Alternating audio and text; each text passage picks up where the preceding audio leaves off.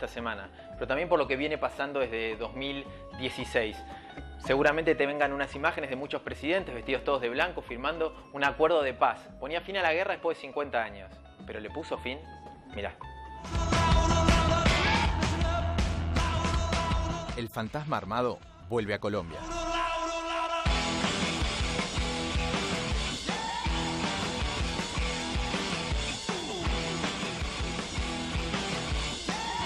A 4 años del acuerdo de paz entre el gobierno y la guerrilla de las Fuerzas Armadas Revolucionarias de Colombia, más conocida por sus siglas como FARC, la violencia no se detiene. Hoy el país sufre una ola de masacres cometidas por grupos narcos y paramilitares que demuestran que no basta con un par de firmas para terminar con el conflicto armado más antiguo de Latinoamérica. El acuerdo de paz colombiano fue noticia mundial en 2016. Los guerrilleros de la FARC se rindieron y entregaron las armas. El gobierno les prometió la paz definitiva. El expresidente Juan Manuel Santos incluso ganó un premio Nobel por ese tratado, y cuando lo recibió dijo que la guerra de más de 50 años contra la guerrilla había terminado. Pero el tiempo no le dio la razón. Desde la firma del acuerdo, distintos grupos criminales asesinaron a más de 1000 líderes sociales y defensores de los derechos humanos. Hasta el mes pasado, el Estado reconoció oficialmente a 360, la mitad de ellos asesinados en el actual gobierno de Iván Duque. La mayoría de las víctimas son referentes indígenas y campesinos que viven en los territorios históricamente golpeados por la violencia armada. La situación se pone cada vez más dura. A los crímenes de líderes sociales y políticos se suman masacres en el marco de una disputa por tierras y negocios entre distintos grupos armados. Cuando hablamos de masacres, nos referimos a asesinatos colectivos de más de 3 personas indefensas. En Colombia ya se registraron más de 50 en lo que va del año. ¿Pero quiénes matan y por qué lo hacen? El acuerdo de paz implicó la retirada de la FARC de millones de hectáreas que estaban bajo su poder. Después de la rendición de la guerrilla, las comunidades campesinas y colectivos sociales se organizaron para trabajar esas tierras y explotar sus recursos. La entrega de tierras e incentivos agrícolas a las comunidades era uno de los puntos centrales del acuerdo de paz. El Estado debía garantizarlo, pero los que hoy gobiernan a Colombia son los que ayer estaban en contra de la paz. El presidente Duque, de la derecha uribista, dejó caer en letra muerta todo lo que se firmó en 2016. Después de la desmovilización de la guerrilla, el Estado colombiano nunca dijo presente en los exterritorios de la FARC. Las comunidades y organizaciones sociales se quedaron solas y expuestas a grupos criminales armados que pelean entre sí por el control de las tierras. Los grupos violentos son heterogéneos y responden a distintos intereses según las zonas del país.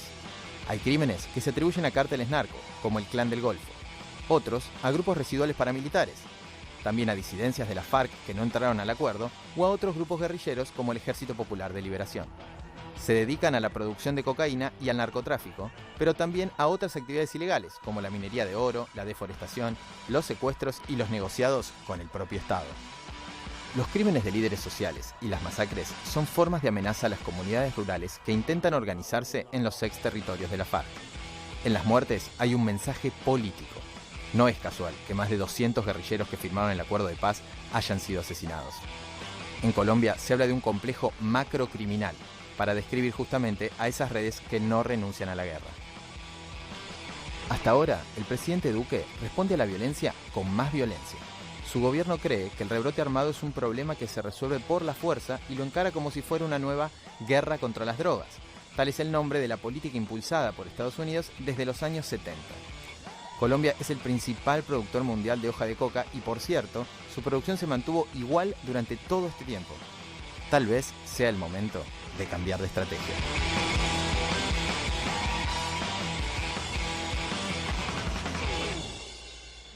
La pregunta siempre es la misma. ¿Cuándo la violencia se frenó con más violencia?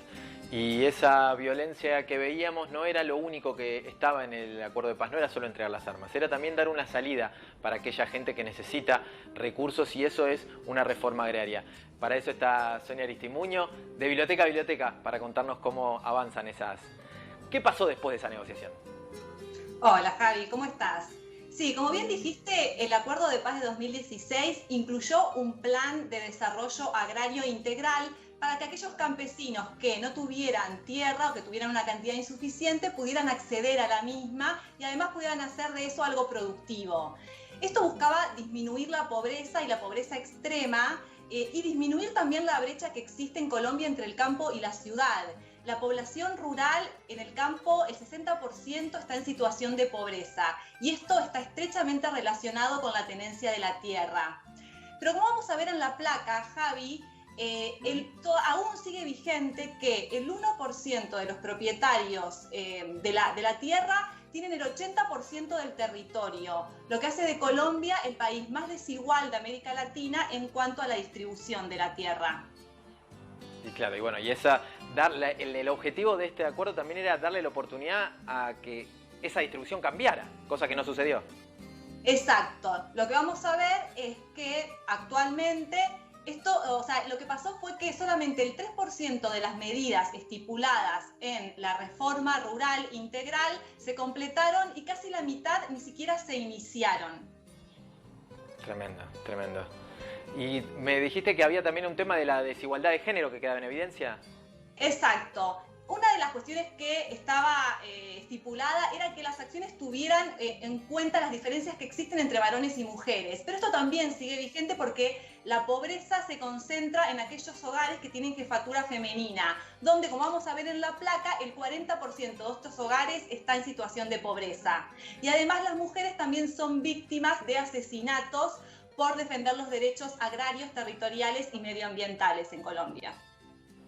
Tremendo. Sonia, te agradezco por esta información que de nuevo nos preocupa, como lo que está pasando ahora en Colombia y que seguramente vamos a retomar. Pero ahora te invito, Sonia, vos también, a que veamos por qué son tan exitosas estas teorías conspirativas sobre el coronavirus. Mirá. Coronavirus. ¿Cómo funcionan las teorías conspirativas?